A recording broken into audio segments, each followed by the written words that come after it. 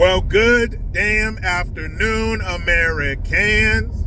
Jericho Green here with you once again. We need to get these Obamas a job because they're out here saying crazy shit. Now, surprisingly, Michelle Obama's podcast is still out there. I think she has a machine behind her, or him. But I don't see how anything that bad can still be out there. But whatever, it's out there. So in this particular episode, her brother, I think that's her brother, is that her sister with alopecia? Craig, that dude's got CBH in his tank. Or is it CNH? Yeah, he has CNH in his tank. So there's this other dude on there, and he's obviously, he's part of the alphabet soup group. So you got three gay dudes sitting there, and Big Mike, the retired NBA power forward, said that watching an hour of ESPN is like watching the Real Housewives of Atlanta. She said because they're yelling at each other, they're arguing with each other, they don't get along.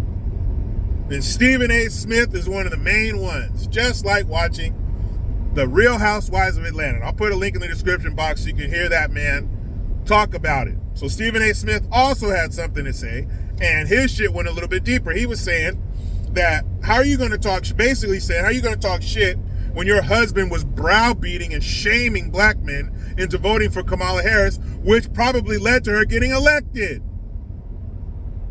Like, a lot of nerve for you to say something like that, Michelle, when your husband was out there trying to shame black men into voting for that fucking drunkard. So I can see how some people might say that sports ESPN is, a soap opera for men, because there is a level of drama. Who's going to win? Who's moving up and moving down in the standings, and who's playing this week? What are the implications? Playoffs, blah, blah, blah. There's a level of excitement to it. There's a level of drama to it, but I wouldn't say it's like a soap opera.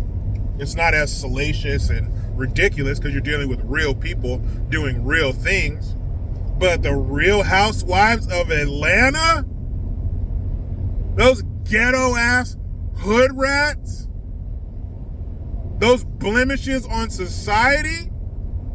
And I'm glad that Stephen A. Smith said that. I'm glad that he didn't let him slide. I'm glad he didn't let Big Mike slide. And Big Mike would know, because Big Mike, like I said, was a retired NBA power forward. So he knows a thing or two about hooping it up, about sports and sports casting. But to say some shit like that, I guess this is how he wants to stay relevant. I don't know who that little alphabet soup group dude was on there. And he hasn't come out and said it. I don't know, is Michelle Obama's brother in the alphabet soup group? He certainly seems like he leaves his dookie on someone's ding dong.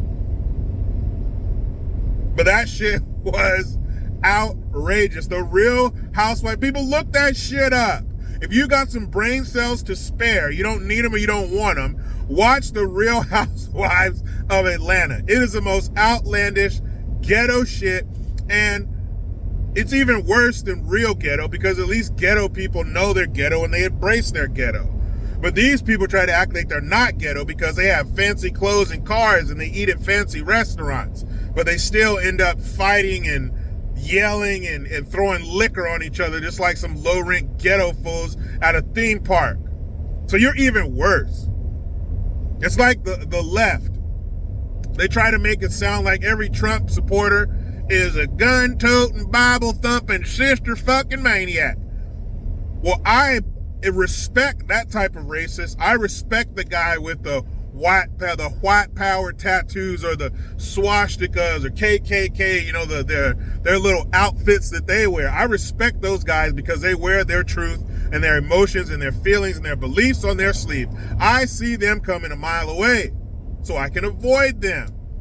But the lefts, the progressives, the commies, the socialists, they slither up next to you. They pretend like they're one of you. They pretend like they care about you. They want the best thing for you, when all they want is your demise. All they want is your failure, and in some case, your deaths. Planned Parenthood, anyone? I think the left has a thing for death and they want certain members of our society to die.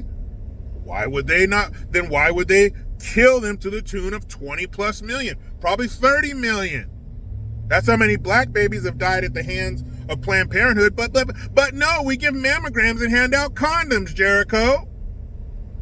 Well, have you given out 20 million mammograms? Have you given out 20 million condoms? And I'm not talking going to a high school with bowlfuls of them and the kids just grab handfuls of them and make some kind of inflated animal out of them instead of using them for safe sex. I think the number of babies you've murdered casts a shadow over the other things that Planned Parenthood claims to do. ESPN is like the Real Housewives of Atlanta. If I were ESPN, I would be, or people at ESPN, I would be offended. Now, is ESPN part of the leftist machine? Yeah, they're owned by Disney. But I'm talking more about the people who watch ESPN. Like someone like myself, there was a time when I watched ESPN. I've never been a lefty.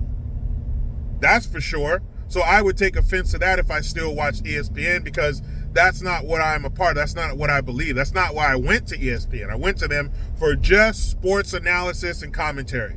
Once they start talking about other shit, political shit, once the NBA had during the lockdowns, they had their I can't breathe on the back of their jerseys. Believe me, listen to me, hug me, finger me, fuck me. Once they started doing that shit, once the commentators started getting all woke, Skip Bayless trying to fit another black athlete's dick into his mouth or ass by getting on their side in Black Lives Matter. Once they start doing that, I'm done. Because I know how to seek out the information that I want.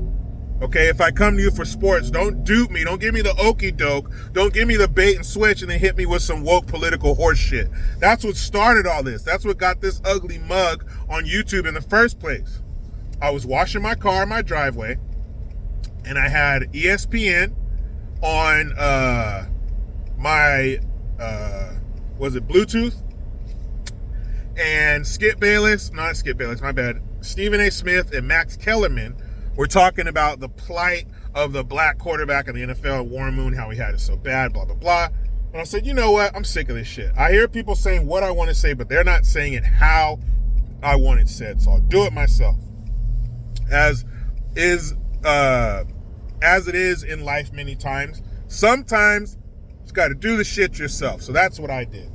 So when you hear this kind of bullshit, that's when I'm turned off. I didn't come here for that. I came here to hear about whatever sport I'm into, not whatever woke bullshit that your leaders, your governors, if you will, not in the political sense, have decreed to you to come on here and espouse this bullshit. So once you start doing that, I'm done. But for her to say that, but kudos to Stephen A. Smith for not letting that dude get away with it and for holding that dude and his husband's feet to the fire. Those are some big ass feet.